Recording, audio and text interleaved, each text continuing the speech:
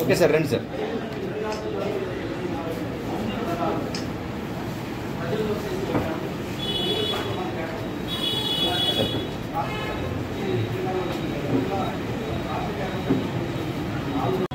ఈరోజు విజయవాడలో all India Bahujan Samaj party రాష్ట్ర కార్యాలయాన్ని ప్రారంభించాం. మా రాష్ట్ర అధ్యక్షుడు, రాష్ట్ర పార్టీ అధ్యక్షుడు లకే రాజారావు గారు, అలానే రాష్ట్ర కోఆర్డినేటర్ పరంజ్యోతి గారి సమక్షంలో రాష్ట్ర కార్యాలయాన్ని ప్రారంభించడం చాలా నాకు ఆనందిస్తున్నా. ఈ రోజున రాష్ట్రంలో బీసీలకు కానీ, ఎస్సీలకు కానీ, ఎస్టీలకు కానీ, ముస్లింలకు కానీ జరుగుతున్నటువంటి అన్యాయాల మీద ఈ పార్టీ పోరాటం చేస్తుంది. ఒక్కొక్క వర్గానికి ఒక్కొక్క సమస్య ఉంది. ఈ సమస్యల్ని అటు టీడీపీ కానీ, ఇటు వైసీపీ కానీ, బీజేపీ పార్టీలు ఏమాత్రం పట్టించుకోవట్లేదు. దాదాపుగా 80 లక్షల క్రిస్టియన్లు ఉన్నటువంటి, ఎస్సీ క్రిస్టియన్లు ఉన్నటువంటి రాష్ట్రంలో 70-80 సంవత్సరాల నుంచి దళిత క్రిస్టియన్లకు ఎస్సీ హోదా ఇవ్వకపోవడం ఎంత అన్యాయమో చెప్పండి. మతం మారినంత మాత్రాన కులం మారుతుందా? మరి రెడ్లు క్రిస్టియన్లు అయితే రెడ్లుగా పరిగణించట్లేదా? కమ్మలు క్రిస్టియన్లు అయితే కమ్మలుగా పరిగణించట్లేదా? మరి ఎస్సీలు క్రిస్టియన్లు అయినప్పుడు ఎస్సీలుగా ఎందుకు పరిగణించరు? దళిత క్రైస్తవులు అందరూ కూడా గమనించాలి, ప్రభుత్వాలు ఎంత అన్యాయం చేస్తున్నాయి. ఈ విషయాన్ని దళిత క్రైస్తవుల మనసుల్లోకి చేరే విధంగా మేము ఆ కార్యక్రమాన్ని all India Bahujan Samaj party చేస్తున్నాం. అలానే బీసీల జనాభా సగం పైగా ఉంది, 52% ఉందని చెప్పి ప్రభుత్వ నివేదికలే చెప్తున్నాయి. ఆ రిపోర్ట్ని గత ప్రభుత్వం బయటపెట్టలే, ఈ ప్రభుత్వం కూడా బయటపెట్టలే. అయినప్పటికీ మాకు సమాచారం అందింది. 52% బీసీలో ఉన్న ఈ రాష్ట్రంలో 52% విద్యా ఉద్యోగాల్లో రిజర్వేషన్లు ఎందుకు ఇవ్వరు? చట్టసభల్లో కూడా మా సంఖ్య ఎందుకు పెరగదు? బీసీలు ఈ రోజున కేవలం 40 మంది ఎమ్మెల్యేలే ఉన్నారు. 175 సీట్లు ఉన్న ఈ అసెంబ్లీలో దాదాపుగా 90 మంది ఎమ్మెల్యేలు ఉండాల్సిన అవసరం ఉంది. ఈ అసెంబ్లీ 2 కులాలకు సంబంధించి 67 మంది ఎమ్మెల్యేలు ఉంటారు. సో ఈ పద్ధతిలో మరి రాజకీయాలు నడుస్తున్నాయి. కాబట్టి ఈ విషయాన్ని బీసీల తరఫున ప్రభుత్వాన్ని డిమాండ్ చేస్తున్నాం. 52% రిజర్వేషన్లు ఇవ్వాలని. టీడీపీ మేనిఫెస్టోలో ఇచ్చిన 34% రిజర్వేషన్లు ఇస్తామని చెప్పిన హామీకి కూడా దిక్కేలేదు. నామినేటెడ్ పద్ధతుల్లో 34% ఇస్తామని చెప్పి కేబినెట్ రిజల్యూషన్ పాస్ చేసి 2 నెలలైన ఇంతవరకు బీసీలకి ఆ పదవులు దక్కలేదు. ఈ ప్రభుత్వాలు పనిచేయ ప్రభుత్వం సంవత్సరం అయిపోయింది. సంవత్సర కాలంలో ఈ పదవులు ఇవ్వకుండా బీసీలకి ఎందుకు లేట్ చేస్తున్నారు? సీఎంలు ప్రమాణ స్వీకారం చేయాలంటే నిమిషాల మీద ప్రమాణ స్వీకారం చేస్తారు, పదవులు అనుభవిస్తారు. మంత్రివర్గం అంతా మరి కొలువు తీరుతుంది నిమిషాలు. మరి సంవత్సర కాలంగా బీసీలకు నామినేటెడ్ పదవులు వాళ్ళు ఇచ్చిన మేనిఫెస్టోలో ఉన్నాయి, ఉన్న విధంగా ఎందుకు చేయట్లేదు? అదే కాకుండా ఎస్టీల విషయంలో మైదాన ప్రాంతంలో ఉన్నటువంటి ఎరుకలు, యానాలు ఎస్టీ జనాభాలో 40% ఉన్నారు. ఒక్కరు కూడా ఎమ్మెల్యే లేదు.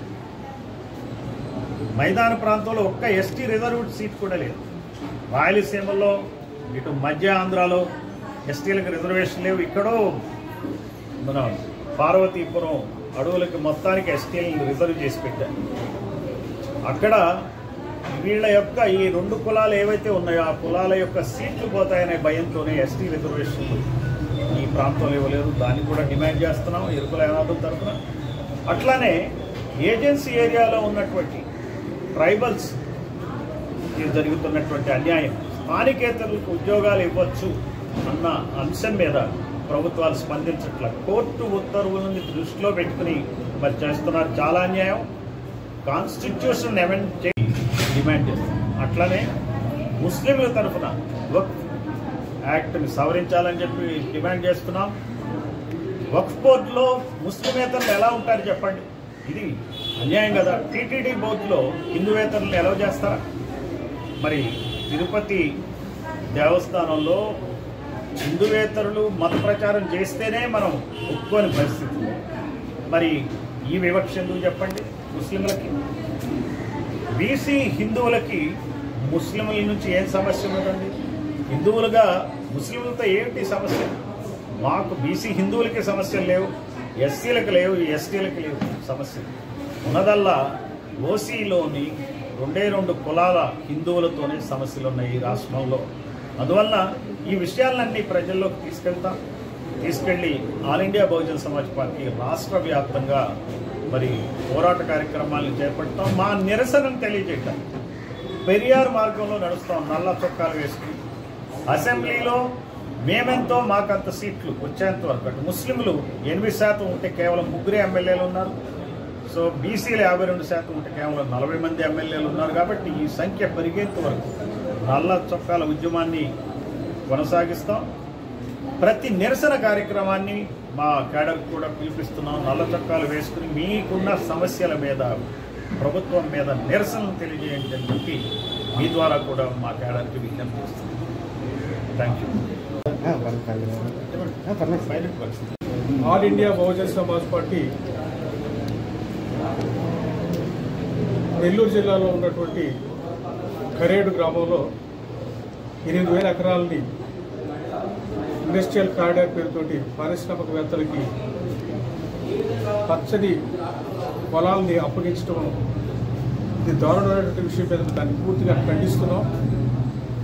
ముఖ్యంగా అక్కడ గ్రామ ప్రజలు దాదాపుగా 15,000 మంది ఈ రోజున మాకు ఉపాధి పోతుంది, ఈ మా భూములు లాగేసుకుంటాయని చెప్తుంటే మేము ఉపాధి కల్పిస్తామనే ఉద్దేశంతో ఆ భూములు లాక్కోవటం ఏంటో అది విచిత్రమైనటువంటి విషయం. ఇది ఇంతకుముందు కాకినాడ సెజ్ కూడా అదేవిధంగా చేశారు. ఇప్పుడు కూడా దానికి గతి లేదు. ఆ భూములు కోల్పోయిన వాళ్ళందరూ కూడా ఈ రోజున దిక్కులేని పరిస్థితిలో ఉన్నారు. ఈ విషయంలో ఒకసారి పరిశీలిస్తే ఇంతకుముందు వైసీపీ ప్రభుత్వం ఏదైతే ఈ కార్యక్రమం తలపెట్టిందో దాన్ని వ్యతిరేకించినటువంటి తెలుగుదేశం ప్రభుత్వం అదే పద్ధతుల్లో రైతుల్ని అభాగ్యులు చేసేటువంటి కార్యక్రమం మొదలుపెట్టింది. ఈ 2 పార్టీలు కూడా ఈ రాష్ట్రం ఉన్నటువంటి పెట్టుబడిదారులకి అనుకూలంగా ఉండేటువంటి ప్రభుత్వాలు తప్పితే పెట్టుబడిదారులకి ఎస్సీ ఎస్టీ బీసీ మైనార్టీల ప్రజల యొక్క సొమ్ము వాళ్ళకి దారాదత్తం చేసేటువంటి పార్టీలు తప్పితే వేరే కాదని చెప్పి ప్రజలందరూ గమనించండి. ఈ 2 పార్టీలు కూడా వీళ్ళ మధ్య ఉన్నటువంటి అడుగులకి మరి ఒత్తాసు పలకటం అనేటువంటిది ఈ 2 పార్టీలు కలిసి చేస్తూ ఉన్నాయి. ఈ మనం చూస్తూ ఉంటే దీన్ని వైసీపీ ఖండించట్లేదు, టీడీపీ ఖండించదు. ఎస్ఎస్టీ బీసీలు పొలాలు అయితే మీరు వాళ్ళైనా లాక్కుంటారు, వీళ్ళైనా లాక్కుంటారు. లాక్కోవడంలో వీళ్ళిద్దరు ఒకటే. కాబట్టి ఈ బహుజనులందరూ గమనించండి. ఈ 2 పార్టీలకు బుద్ధి చెప్పాల్సినటువంటి అవసరం వచ్చింది. ఇప్పుడైనా సరే వాళ్ళ నగ్న స్వరూపం బయటపడింది. కాబట్టి వైసీపీ టీడీపీ 2 కూడా బహుజనులకు వ్యతిరేకమైన పార్టీలు అని చెప్పి ఈ సందర్భంగా తెలియజేస్తున్నాం. Thank you.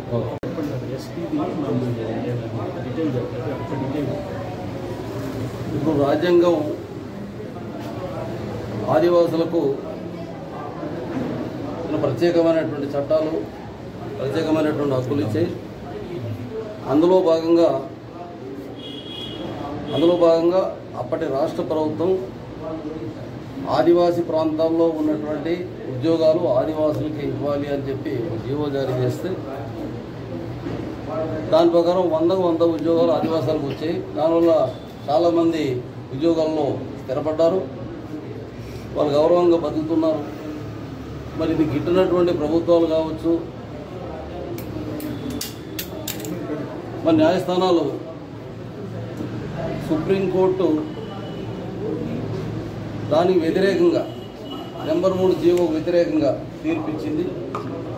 అది ఆదివాసీ ఇతర ప్రాంతాలకు చెందినటువంటి వాళ్ళు కూడా ఉద్యోగాలు ఇవ్వాలని చెప్పి తీర్పు ఇవ్వడంతో ఇప్పుడు 100కి 6 ఉద్యోగాలు మాత్రమే వచ్చే పరిస్థితి ఉంది. ఇది అన్యాయం. అది దీనికి వ్యతిరేకంగా మరి మేము all India Bahujan Samaj party తరఫున ఉద్యమిస్తున్నాం.